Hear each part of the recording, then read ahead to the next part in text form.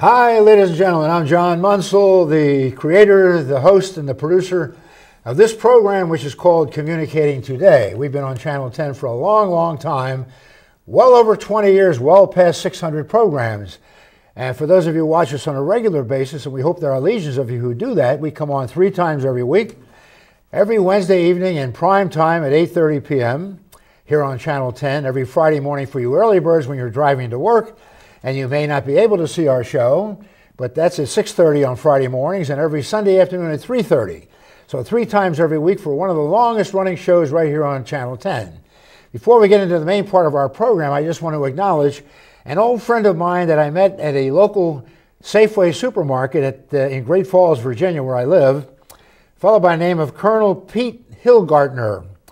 He has a nickname. They call him High Pockets. He's High Pockets because he's 6 feet 6 inches tall, one of the tallest Marines in the United States Marine Corps. He was a hero during the Vietnam War as a combat commander, and I just happened to run into him again, said, "Hi, Pete," and he said, "You're still doing your show, John?" I said, "Yeah, we're doing a show on Obamacare tonight on Monday night," and he said, "When can I see it?" And I told him Wednesday evening at 8:30 and Friday morning and Sunday afternoon. He wrote it down. So, Pete, if you see the show, welcome to the program. It was great seeing you again, and enjoy the show. Now, for the main part of our program, we are going to be talking about United States health care, specifically zeroing in on something that maybe you folks are kind of aware out there watching our program tonight, called Obamacare, for better or for worse. And we have a special guest with us on our program tonight, sitting alongside of me here, Dr. Thomas P. Finley, who is an optometrist who owns a wonderful optometry practice in Herndon, Virginia. And he's on our show tonight. And I saw him. He wrote an article, an article recently in a magazine called Nova Woman. And I was sitting in a little restaurant having a pizza, and I opened up the magazine. I saw that article that you wrote in there about the healthcare system in the United States, and specifically about Obamacare.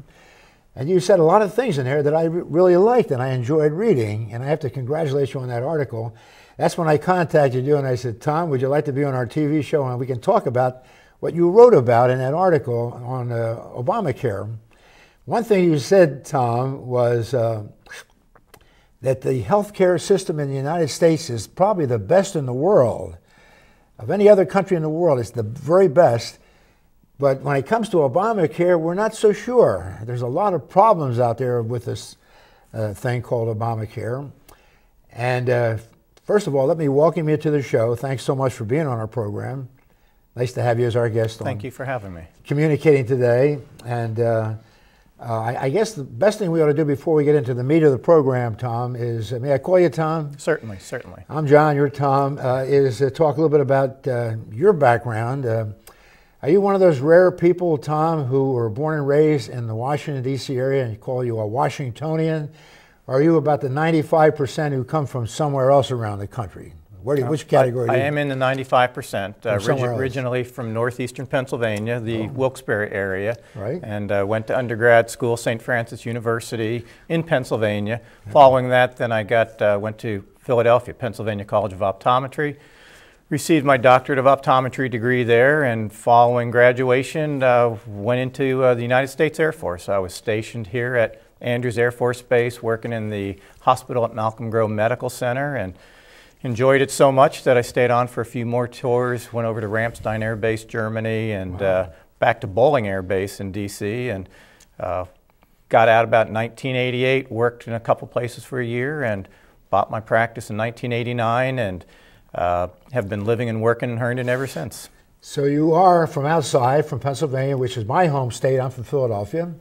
My wife was from Scranton, Pennsylvania, which is the next door neighbor to where you came from, in Wilkes-Barre. And so then you came down, and then you eventually went into the service, the Air Force, for 8 years.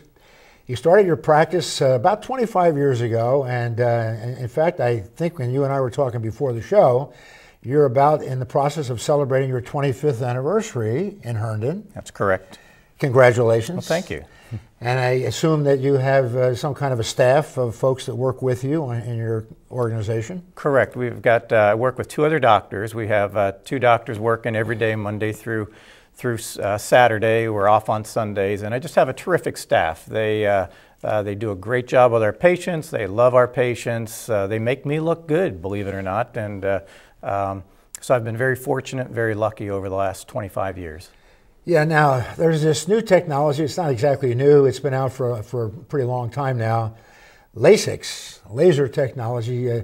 Do you guys get involved in any of that? We're actively involved with laser correction. I am not a surgeon, so I work with some of the best surgeons in Northern Virginia, but we do all the preoperative care, the postoperative care, and it's a great option for a lot of people.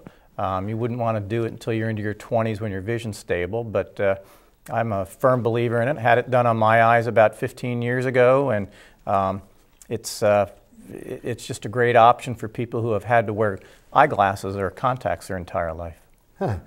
That's great. Now, we have a lot of things that we're going to talk about tonight, that's for sure. And one of the most important, I guess, is the subject of health care in the United States. And as I mentioned before, in that very nice article that I saw that you wrote in Nova Woman, a small local magazine publication here in Northern Virginia, you mentioned about you were convinced and satisfied that the health care as it stands today in the United States of America is probably the very best in the world. But now the government is trying to come in under the presidency of President Obama with the Affordable Care Act, which was passed back in 2010, just a couple of years ago, and approved and blessed by the Supreme Court recently, that it was satisfactory to be the law of the land, in opposition to a lot of other people who feel that it shouldn't be. There's a lot of opposition to Obamacare, as you and I both know. And so they're trying to figure out how they can get the majority or the vast majority of the American people covered with some kind of health care protection. Because before Obamacare, before 2010, there were some 50 million Americans who didn't have any health insurance at all. And they were going to hospitals, to the emergency rooms to get taken care of and so forth. And they just felt they'd never get sick, so they didn't buy health insurance, And then next thing you know, they got sick and got seriously ill. So Obamacare is supposed to correct that and protect up to 96% of our 350 million Americans instead of the original 50 million that weren't covered before Obamacare. So we're going to be talking about that, Tom. What do you think? Well, like President Obama or not, I think his intentions are in the right place. But healthcare is difficult, and it's very complex, very difficult, and it's continually changing. And there's 5 key elements that are causing that change. One of the big ones is the aging of America. We're all getting older.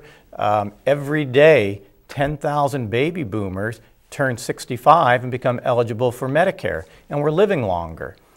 Secondarily, we're becoming a very unhealthy population.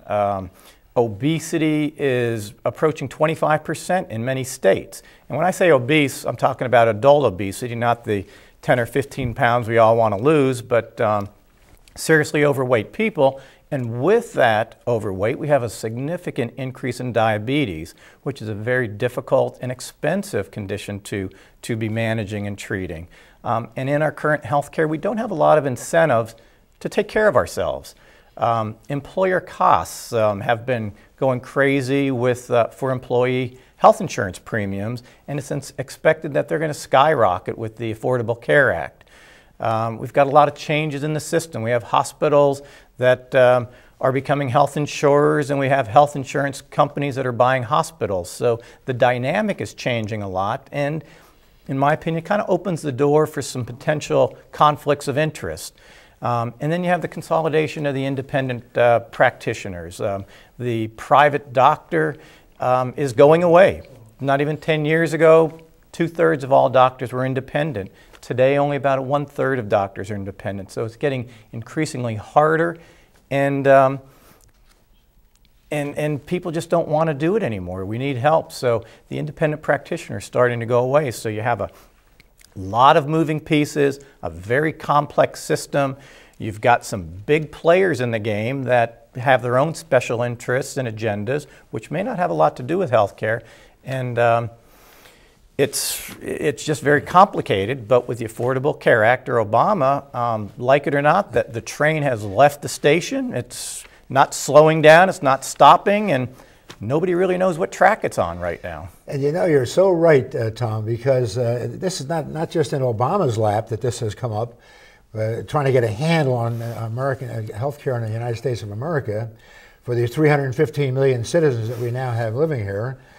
But a lot of other presidents before Obama, I know in the Clinton administration, they tried to tackle that problem. And it met with abysmal failure. They couldn't do it. And all the other presidential administrations, going back to a number of presidents throughout our history, have tried to tackle this problem of what can we do to get a handle on health care and to control it and to manage it more effectively here in our country with the 300 and some million people that we have living here. And most of the efforts and the advances that they try to do met with little or no success. The most recent now is Obama. He's made the last attempt to try to get a handle on this, and now he's meeting with all kinds of criticism. All kinds of people are saying it's not working, it's too expensive, it's too complex. The Congress that passed the legislation and signed off on, the president signed off on it back in 2010, there were some 10,000 pages of information that would comprise the Affordable Care Act. And most of the congressmen that passed it and voted on it and accepted it and approved it haven't read it or haven't read small parts of it. So nobody's read the thing, and yet they're trying to force feed this down the throats of the American people as the successful way to manage health care in the country. And a lot of people say, no, we don't buy it, we don't accept it, Mr. President, I'm sorry, but Obamacare is just not going to cut it. So I think pretty much, Tom, is where we're at and why you and I decided to get together. With your limited expertise and my limited expertise, I know you've done some research on it. And some of the comments you just made a moment ago were very, very thoughtful, I thought. And I've done a lot of research on the internet, looking on Googling up a lot of information on this problem and this question. So hopefully we can take our half hour tonight, and we're not going to solve a lot of problems tonight, folks, watching our show. We're just going to try and touch on a couple of main points and leave it to the imagination of you folks watching our show out there, and hope that we can shed a little bit of light on what the heck is going on with Obamacare. Right, Tom? I think we're probably getting pretty close to the halfway point, but before we do that, I want to commend you too, by the way, Tom. I read your background, and you're an extremely active guy in your community. You belong to all kinds of wonderful organizations, Knights of Columbus, Chamber of Commerce, and you name it. And I guess that's good for business, probably, your practice. And I think even better is, I think you're just a darn good citizen. You're one of these guys that likes to take part in what's going on in his community, to add whatever you can add to contribute to making it a better place for all of us to live in. Well, I appreciate that. Or you could look at it the other way. You could fool a lot of people a lot of the times. But it's a great community. Herndon is just a terrific town. Yeah. You're right next to us at Great Falls. And actually the organization I'm probably the most active with is our Herndon Rotary Club. And just some wonderful special people, a lot of good causes locally. And it just makes the town that much smaller. I came from a small town.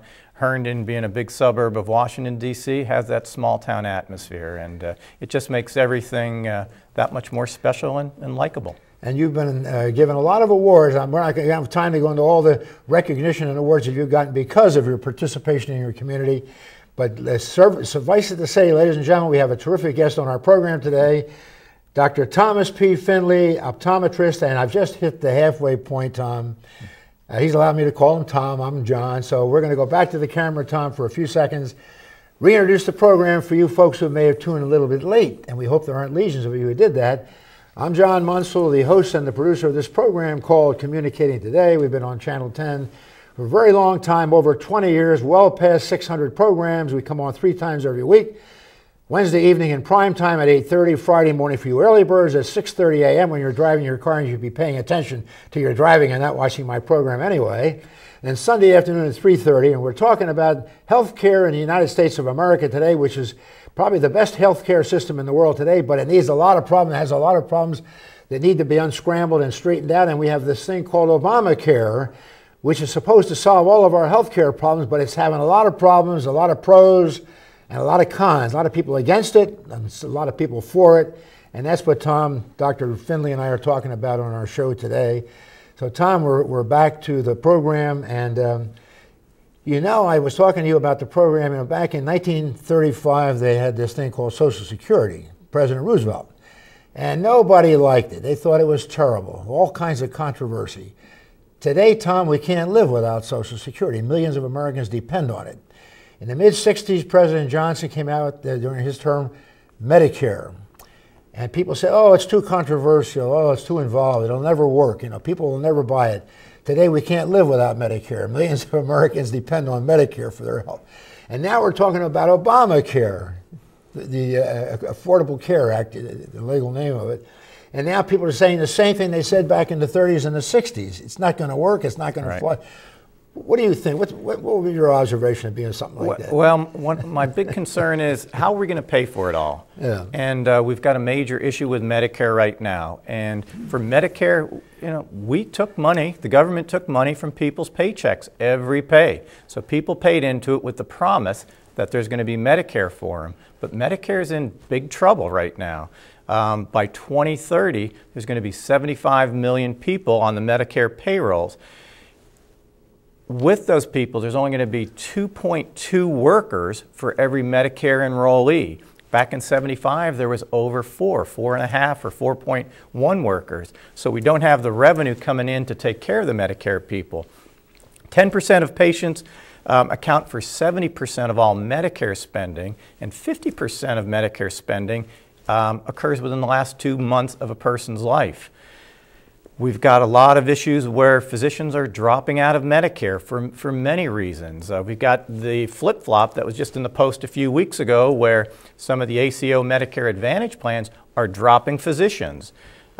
So we've got a big issue with Medicare in terms of how are we going to pay Medicare with a program we've already promised people that we're going to take care of, and we took their money. I don't think we've invested it properly. So now we're going to do the same thing with Obamacare. And, you know, I told my kids, you can't write checks if you don't have the money in your bank account. And I don't know why our government can't do the same thing. We've got balance the books. Balance the books. They estimate that in a few years, healthcare could cost like $2.5 trillion. And I was at a seminar, and you know, trillion doesn't mean anything to me, but this one lecture put it just perfectly into made it obvious for me. He said, and I'm going to have to quote this there, but 1 million seconds, just a million seconds, is approximately 11.5 days. So 1 trillion seconds is over 31,000 years.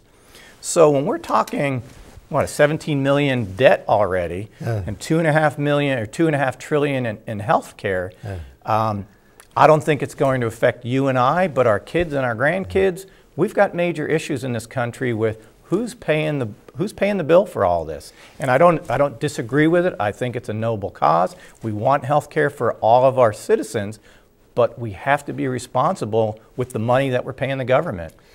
And a corollary to Medicare, Tom, is this other program called Medicaid, which is designed to handle people who are in the lower income bracket in our society. People who earn less than $15,000 a year as a single person, or $32,000 as a family of 4, are considered in the lower poverty, below poverty level in our country. And Obamacare is going to take in under its umbrella some 15 million people will come under the umbrella under Medicaid, which is going to result in paying these people under the income level of up to $5,000 for each one of these individuals, each one of these families, which is going to result in literally billions, like you were just talking about, billions of dollars in the Medicare program, but also additional billions and maybe in the trillions of Medicaids, the sister program. So you have all these additional expenses that are going to be accrued under Medicare and Medicaid to help the indigent and the under and below the poverty level. So where's all this money going to come from when we already, as you said, have a $17 trillion deficit in our economy, growing in leaps and bounds by the billions every single day? People are talking about pretty soon it'll be 20 trillion, 22 trillion. And this is leading to a financial disaster for our country. And certainly Obamacare is not making it any easier with what they're talking about, the kind of expense involved there, which is just going to compound the issue and make it even worse. So I guess basically what our program is about today, Tom, not a very positive program. I guess it's kind of negative when you think about it, but it's something that we need to talk about and we need to address. And we need to figure out, is Obamacare the answer? Maybe part of it is the answer, and maybe a lot of changes and a lot of adjustments have to be made in it where we can reduce expenses and come to terms with the complexity of the program. But it's got to be addressed by all sides. And when people who wrote the program and passed on it and approved it and made it and turned it into law haven't read it, and they're forcing us down. Now, if we don't buy the policy, they're going to assess a tax on us or a penalty. People don't like the idea if you don't apply for the Obamacare insurance program between that enrollment period of October of 2013 and the end of March 2014, a 6-month enrollment period. If you haven't enrolled in a health care plan by then, Uncle Sam is going to charge you a penalty and a surtax. People say, the government can't force this down my throat and force a tax on me. It's not right. It's illegal. It's immoral. But that's what Obamacare is all about, Tom. So I don't know. Yeah. There's just lots of issues and lots of challenges with it, and I wish I had solutions. One of my biggest gripes is there's lots and lots of money that's already been spent on Obamacare, but very little, if any, has gotten to the patient. So we're spending all this money on health care, but it's all administrative costs. And I see the huge increase in administrative spending, but it's not getting down to the patient. All we're doing is cutting services, cutting payments to practitioners, and that hits me. Every year I take a cut in pay from Medicare because they feel that, it's time to lower services again. So we have to work a little harder every year just to equal what we did the previous year. And I don't know any other industry that every year they take a cut in pay. And that's why a lot of physicians are getting out. All the administrative work, and they get squeezed to the point where you can't fit in extra patients just to break even with last year. Now, it's just a very, very difficult dilemma. And but the nice thing is it's still a great system. We still have good health care, and we have great providers and great doctors in this country. I just saw something on the internet when I was doing some research for our program tonight, Tom, about the way you just mentioned. A lot of doctors are not seeing patients like they used to because the government is not awarding them appropriate fees and so forth for their services. And nowadays, a new patient trying to see a doctor for the first time in the United States of America, in Boston, that new patient has to wait 2 months before they can get to see a doctor for the first time. In New York, it's 1 month to see a doctor for the first time. In our Washington, D.C. metropolitan area, you have to wait 2 weeks to see a doctor for the first time because of what's going on with these exorbitant expenses and the confusion that's going on. Dallas, Texas is the best place in the country to see a new doctor. You only have to wait 5 days, as opposed to Boston, 2 months. So that's what's, as you just pointed out, the government is cutting back on the fees that they pay the providers. And you folks are having to see fewer patients or more patients for less money, and it's not fair. And that's so that's just an example of the kind of things that are going on. And so the other thing, Tom, is that some of the program is about pros and cons. So some of the other negative things, 27 states, the United States, have opposed Obamacare. Out of the 50 states, more than half have opposed it. 60% of the voters in Colorado are against it. It's too expensive, it's too complex, and some of the other things that we mentioned as well. If you're a small company and you hire more than 50 people, you have to incorporate health care for your employees of over 50 people. That has been postponed until 2015, though, so they've given the small companies of 50 people or more another year to think about it. So that's one good thing. A couple of the good things is it's supposed to cover people with pre-existing conditions. If you've had cancer, a heart attack, diabetes, or what have you, insurance companies have to cover you anyway, so that's compulsory. That's a good thing. Youngsters can be covered up to the age of 26 within a family, so that's a pretty good thing. Tests, what do you call them, preventative tests like cancer screening and heart screening and so forth can be covered for free, no charge for that, and so forth. So there are a number of good points about Obamacare, but there are many negative points, and that's basically what we're talking about. And that's basically what the program is about. We're not going to cover it all, Tom, because there's too much involved. We thought we'd take our half-hour touch on it for the folks watching our program. I just got the 2-minute warning, so we're getting down close. Like in the football games, you know, the ref blows the whistle and raise the flag. Time to get down to the end of the game, folks. That's where we are in the program. But Tom, what do you think? You want to make any closing? Well, I think we all have to take responsibility for ourselves, and we just have to start taking better care of ourselves because the government may not.